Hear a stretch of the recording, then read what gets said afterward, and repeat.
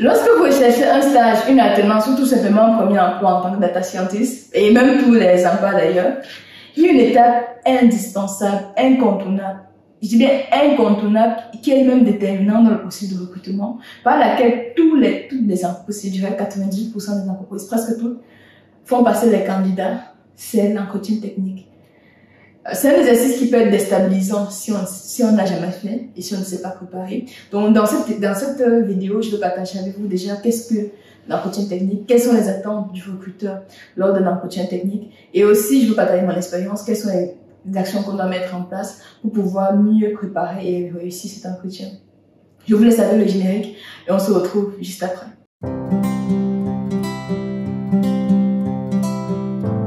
Bonjour, bienvenue sur le point start, le point des 3 R, le point où on redécouvre, on recrée et on réinvente le monde de la data. Si vous êtes nouveau sur cette chaîne, moi c'est Natasha Njongwa, je suis ingénieure data scientist diplômée de l'ENSAI et sur cette chaîne je partage tout simplement mes connaissances pour la science des données. N'hésitez pas à vous abonner, mettre de gros pouces bleus et surtout partager la vidéo autour de vous pour pouvoir aider d'autres personnes à profiter de ce contenu. J'ai récemment créé un groupe Discord dans lequel l'objectif principalement c'est de s'entraider, c'est de partager, de connaître l'actualité sur la science de données. Donc je réponds et tous les membres du groupe répondent aux questions qui sont posées. N'hésitez pas à nous rejoindre si ça vous intéresse. Le lien se trouve dans la description. Maintenant que c'est dit, parlons d'entretien technique. En fait, qu'est-ce que l'entretien technique? L'entretien technique, c'est tout simplement un exercice qui permet à l'entreprise d'évaluer vos capacités techniques à résoudre les futures missions qui vous seront confiées. Donc, durant l'entretien technique, on se concentre principalement au caractère opérationnel. Est-ce que vous serez opérationnel lorsqu'on va vous recruter? C'est ça la question centrale. Est-ce que vous avez le background nécessaire pour pouvoir comprendre et assimiler rapidement les tâches qui vous seront confiées? Voilà l'objectif de l'entretien technique. Et concrètement, l'entretien RH, l'entretien RH, lui, se concentre plus sur votre personnalité, je dirais. Parce que durant l'entretien RH, les RH vont chercher à comprendre comment est-ce que vous travaillez en équipe, comment est-ce que vous gérez la pression, comment est-ce que vous travaillez dans une entreprise, dans un environnement stressant, est-ce que vous êtes capable de respecter les délais, comment est-ce que vous organisez, est-ce que vos valeurs fit avec les valeurs de l'entreprise. Donc, on va vraiment chercher à savoir si il y a un match entre votre personnalité et les valeurs prônées par l'entreprise. Est-ce que vous êtes capable de travailler en équipe? Ce sera ça l'accent de l'entretien RH. Par contre, dans l'entretien technique, l'accent ne sera pas sur vos valeurs ou bien sur... On peut vous poser des questions là-dessus, mais ce n'est pas le cœur central de l'entretien technique. L'entretien technique vise à évaluer l'efficacité opérationnelle de la personne, votre capacité à être opérationnel, vos capacités techniques, vos appétences. Et c'est vraiment ça l'objectif. Et en général, l'entretien RH, c'est avec les RH. L'entretien technique, c'est généralement avec les opérationnels, c'est avec votre manager et aussi avec vos futurs collègues. En général, les personnes qui viennent durant cet entretien, ce sont vos futurs collègues. Et qu'est-ce qu'on cherche à évaluer? Comme je le disais, premièrement, est-ce qu'on cherche à voir principalement vos aptitudes techniques? Donc, les questions qu'on va vous poser durant l'entretien seront plus en lien avec les problématiques que l'entreprise gère au quotidien et aussi avec votre expérience passée. Donc voilà, donc ce que vous devez retenir, c'est que l'entretien technique se concentre sur le côté pratique, le côté opérationnel. Maintenant que c'est dit, comment est-ce qu'on doit s'y prendre pour pouvoir préparer cet entretien? Parce que ce n'est pas un entretien qu'on improvise, ça ne s'improvise pas, sauf si vous êtes des génies, mais la plupart des personnes nous l'improvisent. Pour pouvoir réussir efficacement, en général, il vaut mieux s'y préparer. Et comment se préparer? Déjà, le premier élément important pour pouvoir réussir l'entretien technique, c'est tout simplement basique. Il faut connaître l'entreprise dans laquelle vous allez travailler. C'est ça. Il faut vraiment connaître l'entreprise dans laquelle vous allez. Ça ne fait pas sens d'aller à un entretien technique sans avoir un minimum de connaissances sur l'entreprise. Quand je parle de connaître l'entreprise, c'est quoi? Le premier élément que vous pouvez mettre en place, c'est tout simplement aller sur le site internet de l'entreprise, aller sur les différents réseaux sociaux de l'entreprise, LinkedIn, Facebook, Instagram, bref, tout ce que vous voulez. Essayez d'analyser quelle est l'histoire de l'entreprise, quels sont les produits de l'entreprise, sur quel marché l'entreprise est présente. Comme nous sommes data scientists, l'innovation, quelle est la place de la data dans l'entreprise, est-ce qu'elle est une entreprise innovante. Bref, cherchez le maximum d'informations sur le site internet de l'entreprise parce que ça vous permet d'avoir de bonnes informations que vous pourrez d'ailleurs aborder durant l'entretien, parce que en général la stratégie globale d'une entreprise se décline dans les différentes équipes. Donc si vous avez une vision globale de la stratégie de l'entreprise, vous allez comprendre comment est-ce que l'équipe opérationnelle dans laquelle vous allez intégrer répond aux besoins stratégiques de l'entreprise. C'est pour ça que c'est important de connaître, d'avoir cette vision stratégique sur l'entreprise. Maintenant, au-delà de la vision stratégique sur l'entreprise, il faut savoir une vision opérationnelle. Quand je parle d'opérationnel, avant l'entretien technique, n'hésitez pas à chercher quelqu'un. Je pense que tout le monde connaît forcément quelqu'un qui connaît quelqu'un qui travaille dans l'entreprise. Donc, n'hésitez pas à discuter avec un opérationnel, quelqu'un qui travaille dans l'entreprise. Idéalement, même quelqu'un qui est dans l'équipe dans laquelle vous passez l'entretien. Donc, cela vous permettra déjà, d'avoir une meilleure vision au-delà des textes que vous avez vus sur Internet, de comment est-ce que, d'un point de vue quotidien, les employés de l'entreprise vivent.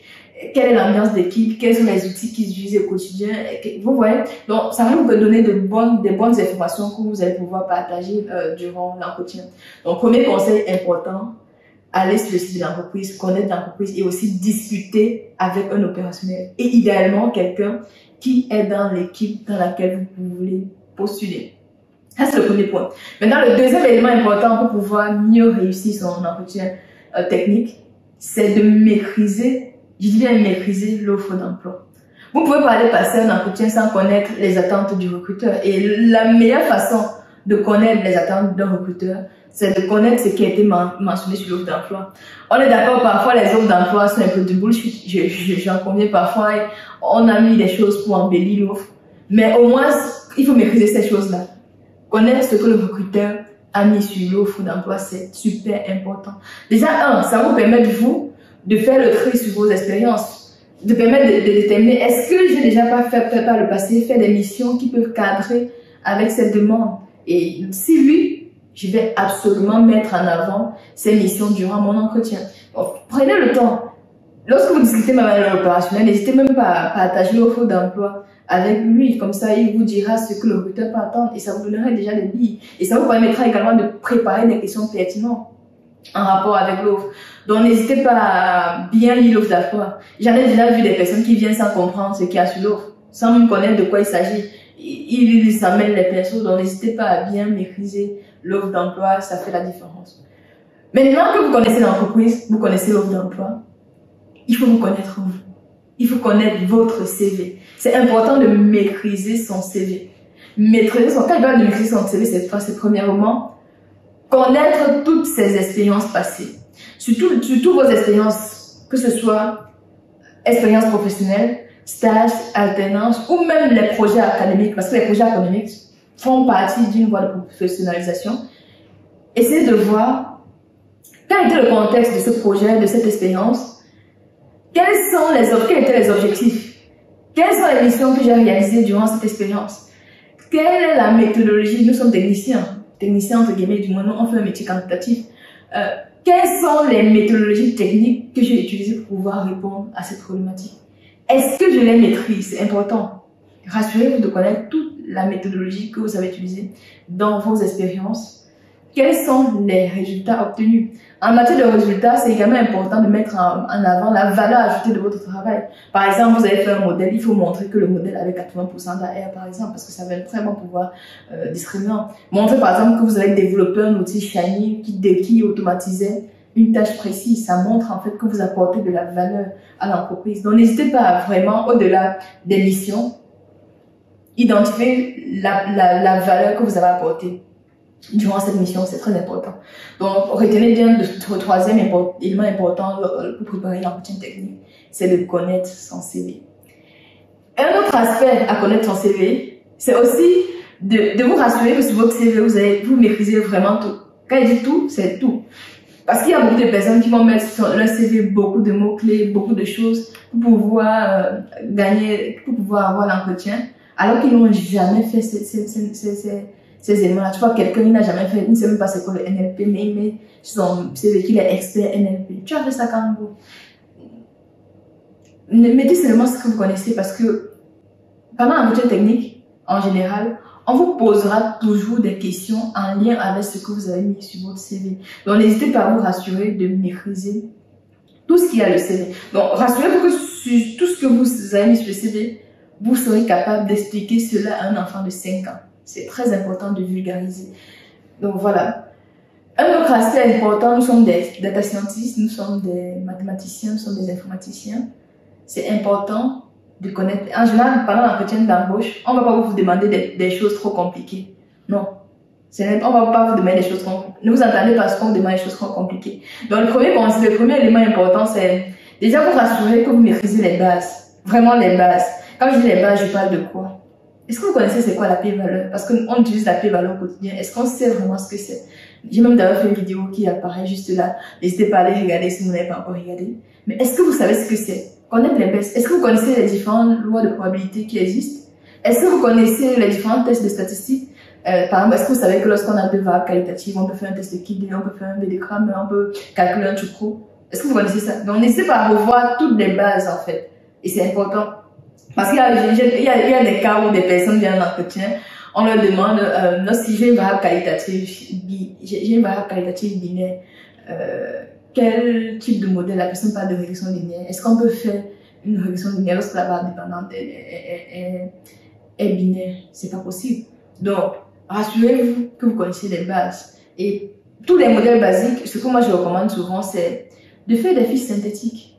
Pour chaque modèle, il faut connaître, les conditions d'application, du moins le type de variable utilisée dans ce modèle, la variable dépendante surtout, conditions d'application.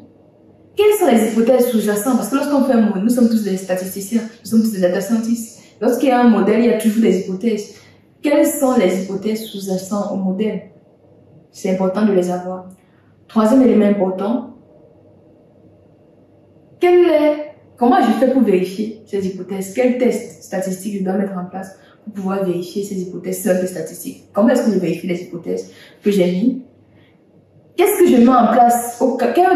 Quel est surtout l'impact de la non-validation de ces hypothèses? En général, les questions vont tourner autour de ça. Quel est l'impact de la non-validation de ces hypothèses? Et surtout, quelle action je peux mettre en place pour pouvoir corriger un biais au niveau, lorsque une hypothèse n'est pas vérifiée. Donc voilà vraiment ce que vous devez garder à l'esprit pour tous les modèles. Si vous n'avez pas ça, ça veut dire que vous connaissez juste lancer le modèle sous R, ça ne fait pas sens. Donc, rassurez-vous que pour chaque modèle basique, je dis bien chaque modèle basique, parce que tout le monde doit connaître la base. Après, au moins c'est la base. Pour chaque modèle basique, j'ai les conditions d'application, j'ai les hypothèses, j'ai l'impact de la non-validation de ces hypothèses. Je connais comment est-ce qu'on vérifie les hypothèses, je connais quelles sont les solutions alternatives en fait. Une fois que c'est fait, maintenant, tous les autres modèles que j'ai faits, j'essaie également de les vulgariser. J'ai fait des forêts aléatoires. Est-ce que je connais comment est-ce qu'on applique des forêts aléatoires? Comment est-ce qu'on choisit le nombre d'arbres? Quels sont les paramètres qu'on doit suivre? Donc, n'hésitez pas à bien maîtriser. Comment est-ce que je me rassure qu'il n'y a pas overfitting? Vraiment, c'est important de maîtriser cela avant l'entretien. Parce que les questions vont tourner autour de ça. Comme je vous disais, les questions vont tourner déjà autour de vos expériences. Le recruteur va essayer de comprendre si vous êtes capable de connaître, si vous connaissez déjà ce que vous avez fait. Parce que le bon indicateur pour savoir si vous pouvez faire quelque chose, c'est de voir si vous connaissez parler de ce que vous avez fait par le passé. Si vous n'arrivez pas à parler d'une expérience que vous avez faite par le passé, comment est-ce que vous voulez que vous soyez crédible en fait pour un futur poste? Donc voilà, globalement, c'est ça. Maîtriser votre CV, maîtriser les bases. Et maintenant, au-delà de tout ça, sur le plan pratico-pratique, il faut éviter de mentir sur son CV. Je l'ai déjà dit, évitez de mentir sur son CV. Ne mettez pas les choses que vous n'avez pas fait. Et surtout, n'ayez pas peur de dire que vous ne connaissez pas. Il faut être humble. Nous sommes tous humains. Le recruteur qui est en face de vous, je vous ai dit, ce sera votre collègue. Et vous allez vous rendre compte que votre collègue ne connaît pas toujours tout. Votre collègue a des compétences. Vous avez des compétences. Vous n'êtes pas obligé de tout connaître. Personne ne connaît tout d'ailleurs. Personne, vraiment personne ne connaît tout. Et c'est pour ça que nous sommes des humains. On apprend tous les jours. Donc n'ayez pas peur de dire que vous ne connaissez pas. Et une bonne astuce, si on vous pose une question que vous ne connaissez pas, vous dites que vous essayez de réfléchir quand même. Et vous dites, et à la fin de l'entretien, n'hésitez pas à envoyer un petit mail si vous avez une réponse pour répondre à la question. Donc c'est pas, en fait, ce n'est pas décisif de ne pas connaître une question. C'est parce que l'entretien c'est un tout. C'est vraiment un tout. Ce que vous dégagez durant l'entretien. Un autre élément important également, c'est de ne surtout pas stresser. Pourquoi ne pas stresser? Parce que pour moi, l'entretien, c'est toujours gagnant-gagnant. Le recruteur en face de moi a besoin de quelqu'un pour réaliser les tâches au quotidien. C'est vraiment un besoin qu'il a. Moi, de mon côté, j'ai l'expérience nécessaire et j'ai l'expérience qu'il recherche. Donc, c'est gagnant-gagnant. Lui, c'est une bonne affaire. Quand ça ne sont pas une affaire, c'est une bonne affaire. L'entretien. Donc, on est en train de discuter ensemble. C'est une discussion classique. Et le recruteur, c'est quelqu'un comme vous. Il est passé par les mêmes étapes que vous. Donc, il sait que c'est difficile. Et vous-même, vous savez que c'est difficile. Mais il faut passer au-delà de cela. Et l'un des moyens pour éviter de stresser, c'est de bien préparer l'entretien en amont. Faites des entretiens blancs. Voyez vos amis, vos connaissances. Passez des entretiens blancs. Et à force de pratiquer, vous verrez que ça deviendra naturel. Un autre point important, c'est qu'au début de l'entretien technique, comme dans l'entretien RH, il y a toujours cette phase où on va vous demander de vous présenter. Et ça ne manque jamais. N'hésitez pas à préparer votre présentation de 2 à 5 minutes. Rédiger sur un papier. Vraiment, travailler cette préparation. Parce que la préparation, ça donne déjà le ton de l'entretien, en fait. Sur la préparation, vraiment, écrivez, préparez-la. Parce que c'est très important, en fait. Donc voilà, globalement, il y a 2 autres éléments qui sont importants après l'entretien technique. Une fois que l'entretien est terminé, beaucoup de personnes ne le font pas alors que ça fait la différence. N'hésitez pas à envoyer un email pour remercier vos interlocuteurs. Ça fait toute la différence. Et on le fait surtout lorsque on aime vraiment le poste, lorsqu'on veut vraiment intégrer l'entreprise. N'hésitez pas à envoyer un email pour pouvoir remercier. Ça montre que vous êtes motivé parce que qu'est-ce que c'est la différence? Si 2 candidats à compétences égales, en général, c'est le candidat le plus motivé qu'on va prendre. Donc, n'hésitez pas à montrer votre motivation parce que ça fait vraiment la différence. Et n'oubliez pas que c'est à l'issue de l'entretien, si par exemple le recruteur vous dit qu'il va vous contacter sur 5 jours, n'ayez pas peur, il faut relancer. Si sur 5 jours le recruteur ne vous a pas répondu, n'hésitez pas à envoyer un petit email pour relancer. Vous ne savez pas pourquoi il n'a pas fait. Donc, c'est pas parce qu'il ne voulait pas vous prendre, non, mais n'hésitez pas à relancer. Au pire des cas, comment dire ça, mais de toute façon, c'est toujours bien vu de relancer, en fait. Relancer, ça montre que vous êtes toujours motivé. Et si, malheureusement, à la fin, vous avez une réponse malgré la qualité de votre candidature, bref, vous connaissez le discours, quoi. Il faut pas le prendre personnellement. Ça fait le temps que je l'ai compris ça. Il faut le prendre personnellement parce que on ne vous refuse pas en général parce que vous n'êtes pas bon. Tout le monde est bon. Tout le monde est bon. On ne vous refuse pas parce que vous n'êtes pas bon, non. Ça n'enlève en rien vos compétences. Peut-être le jour là vous étiez stressé, vous n'avez pas montré votre potentiel, mais c'est pas grave. N'hésitez pas à envoyer un petit email au recruteur pour pouvoir avoir un feedback constructif. C'est vrai que la plupart du temps, les feedbacks, on vous donne pas de feedback, mais il y en a, moi j'en ai connu, des gens qui donnent des feedbacks et vraiment constructifs et qui vous donnent exactement pourquoi vous n'avez pas été retenu. Et puis vous travaillez là-dessus et vous recommencez. Donc voilà globalement ce que vous avez dit à cet exercice. Vous voyez, c'est pas comme je disais, c'est vraiment avec les opérationnels. On se concentre uniquement sur la technicité. Il y a des personnes qui vont aussi aller sur le côté RH, sur le fit sur l'équipe. Ouais, ça rentre aussi en jeu, mais l'élément central, c'est la technicité. Et un élément qui me vient tout de suite, c'est n'oubliez pas de vulgariser. On ne vous demande pas d'écrire des équations mathématiques, en fait. Parce que au quotidien, on n'écrit pas des équations mathématiques. Essayez de vulgariser au maximum tout ce que vous avez fait. Vraiment, restez factuel, ne restez pas trop théorique non plus. Montrez que vous avez cette capacité à parler, à expliquer de façon simple toutes les notions que vous avez fait. Comme j'ai l'habitude de le dire, essayez à chaque fois que vous parlez, faites comme si vous parlez à un enfant de 5 ans et non à quelqu'un qui connaît les mathématiques. N'entrez pas trop dans les démonstrations théoriques. Expliquez bien ce que vous avez fait par le passé et normalement tout va bien se passer. Ne stressez pas. Il faut connaître l'entreprise. il faut connaître les missions. Je vais parler des missions qui sont en lien avec le poste. Maîtrisez votre CV. Et voilà, normalement, tout va bien se passer. Donc, voilà ce que j'avais à vous dire dans cette vidéo sur l'entretien technique. J'espère que ça va vous aider. N'hésitez pas à me dire en commentaire si j'ai oublié des éléments. S'il y a des éléments que vous aimeriez que j'approfondisse, n'hésitez pas à me le dire en commentaire. Si vous avez des idées de vidéos, si vous avez des questions particulières, posez-les en commentaire. Comme je l'ai dit, j'ai créé un groupe Discord. Rejoignez dans le groupe pour poser vos questions. Et voilà. Partagez la vidéo autour de vous comme d'habitude. Mettez le pouce bleu. Et nous, on se dit à très bientôt pour une autre vidéo. Bye.